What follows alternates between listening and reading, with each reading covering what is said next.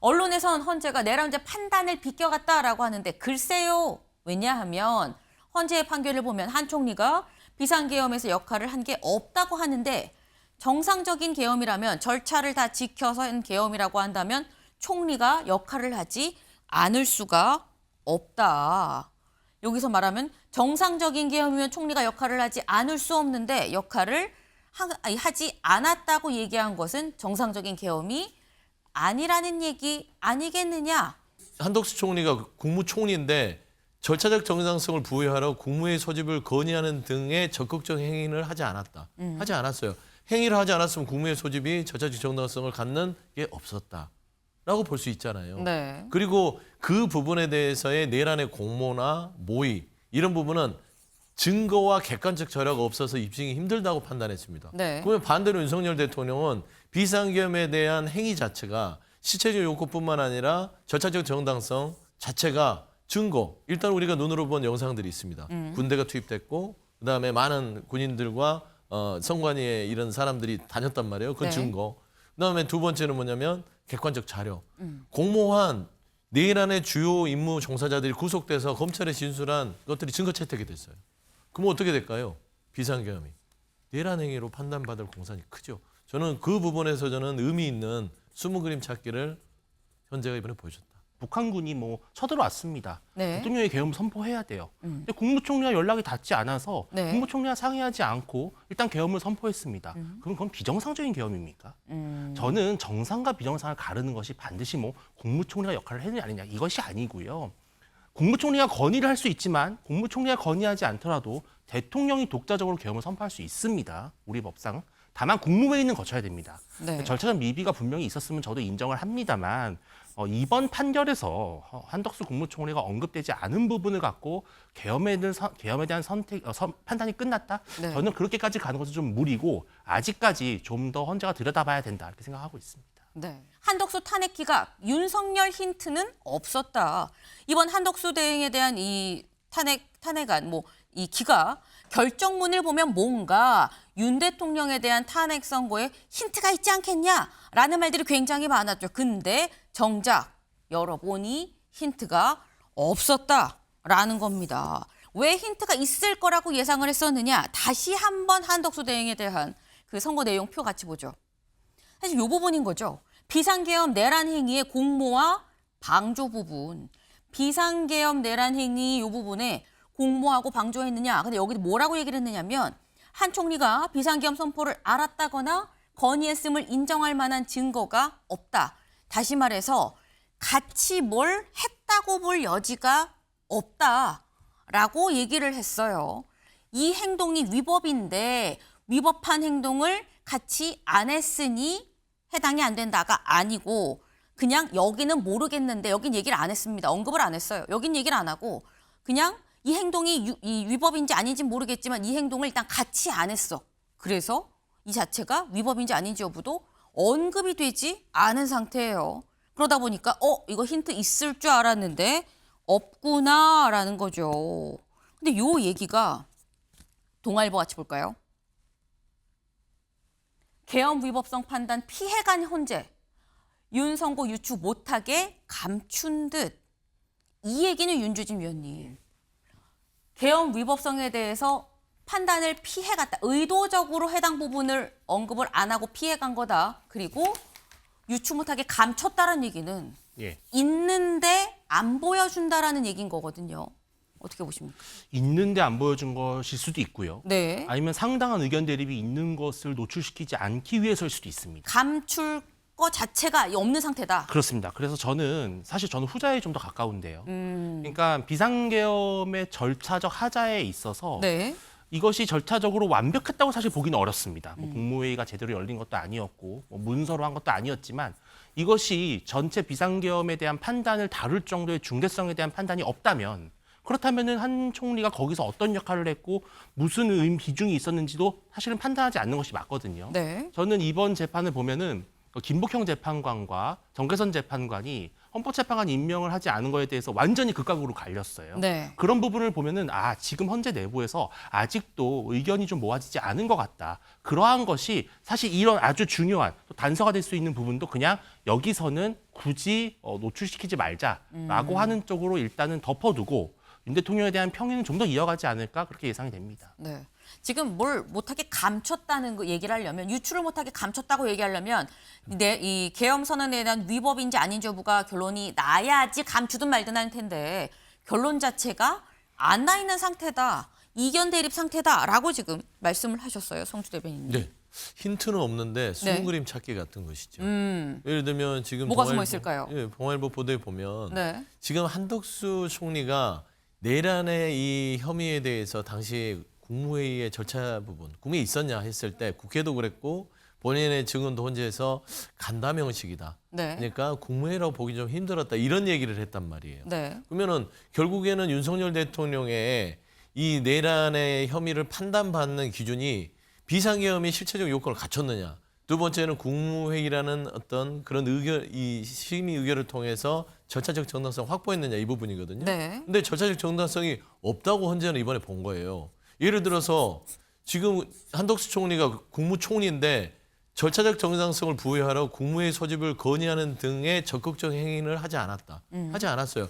행위를 하지 않았으면 국무회의 소집이 절차적 정당성을 갖는 게 없었다라고 볼 수 있잖아요. 네. 그리고 그 부분에 대해서의 내란의 공모나 모의 이런 부분은 증거와 객관적 자료가 없어서 입증이 힘들다고 판단했습니다. 네. 그러면 반대로 윤석열 대통령은 비상계엄에 대한 행위 자체가 실체적 요건뿐만 아니라 절차적 정당성 자체가 증거. 일단 우리가 눈으로 본 영상들이 있습니다. 군대가 투입됐고 그다음에 많은 군인들과 선관위에 이런 사람들이 다녔단 말이에요. 그건 네. 증거. 그다음에 두 번째는 뭐냐면 객관적 자료.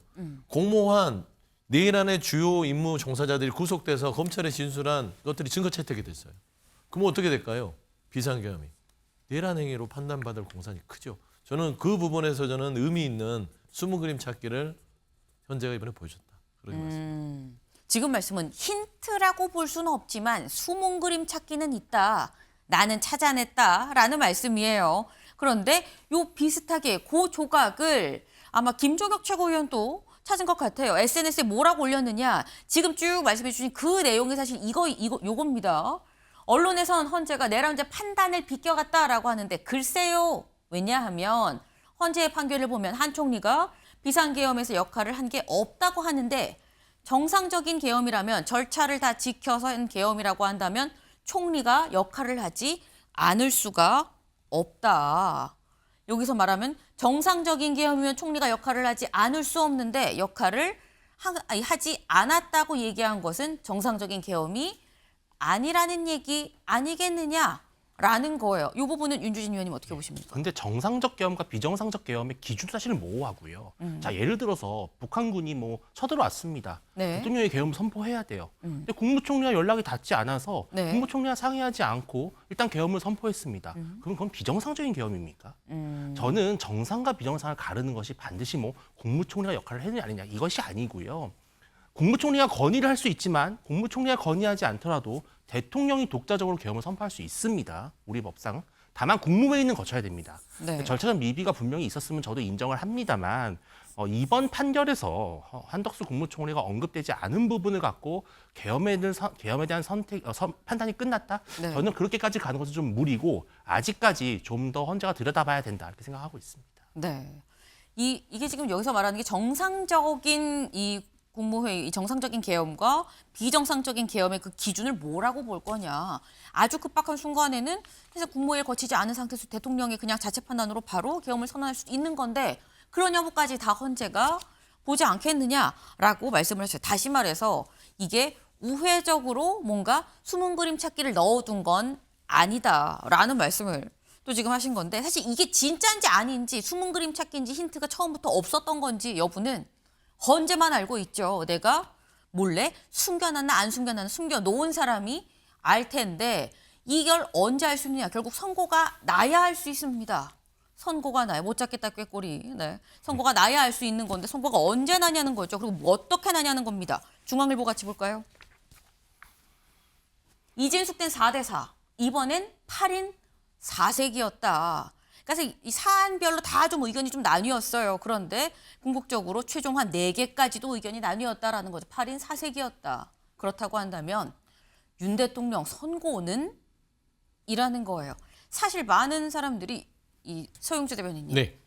8대 0의 나오기 위해서 뭐 좀 시간을 좀 더 서로 논의를 하고 있는 거다라는 얘기도 있긴 있었거든요. 근데 이번에 보니까 8인 4색까지도 뭐 지금 각하, 인용, 기각이 다 들어갔었어요. 네. 그렇다고 한다면 아직까지 길이 얘기가 나오지 않는 건 이거는 이견 대립이 좀 치열해서 그래서 안 나오는 거 아니야라는 얘기가 나오기도 합니다. 어떻게 보세요? 그러니까 제가 말씀드리는 것은 네. 첫 번째 이진숙 방통위원장 4대4, 그다음에 최재해 8대0, 그다음에 이번에는 한 총리는 뭐 5대2 대 1이잖아요. 네. 그러니까 각 사안별로 재판관들이 일률적으로 의견을 모아서 내지는 않는다는 걸 알 수 있습니다.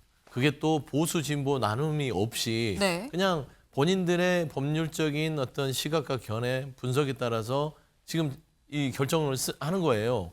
그렇기 때문에 저는 이게 그 죄의 중요도에 따라서 그냥 판단을 한다라고 봤을 땐 윤석열 대통령은 따지고 보면은 이 나머지 이 3건에 비해서는 앞서 얘기했듯이 임명직이 아니라 선출직, 국민들이 선출한 고위공무원입니다. 이 대통령을 파면에 이르는 결정을 하는데 이 정도 시간이 안 걸릴까요? 라는 생각을 해요. 거기에다가 플러스 내란죄입니다. 대한민국의 80년 전두환 이후에 내란죄에 대해서 판단을 해본 적이 재판부가 있을까요? 없죠. 그렇기 때문에 저는 어느 정도의 심리를 신중하게, 네. 세심하게 판단을 내리기 위해서는 계속해서 숙고하는 시간들이 있는 것이지 그 안에서 이 내란의 행위를 저질렀는데 어떤 재판관이 여기에 대해서 나는 각하하겠어, 난 기각하겠어 하겠어요. 그러질 않을 것이고 저는 하나하나 이 내란 행위에 대한 결정문들에 대한 의견들을 모아가는 과정이 길어질 수밖에 없다라는 차원에서는 국민들이 지치실만 해요. 정치권도 그렇고. 그런데 일단은 조금 더 이 대통령에 대한 파면이기 때문에 내란 행위에 대한 판단이 길어진다라는 측면에서 조금만 더 기다리면 아마 선고가 나오지 않을까 그렇게 보입니다. 네.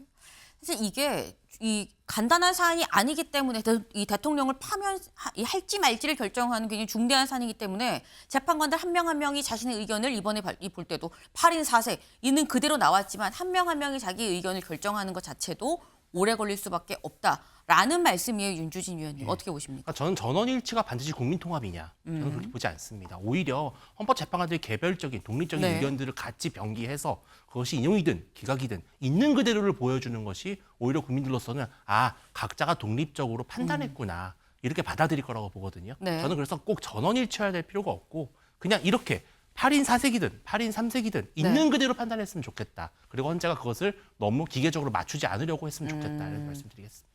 네.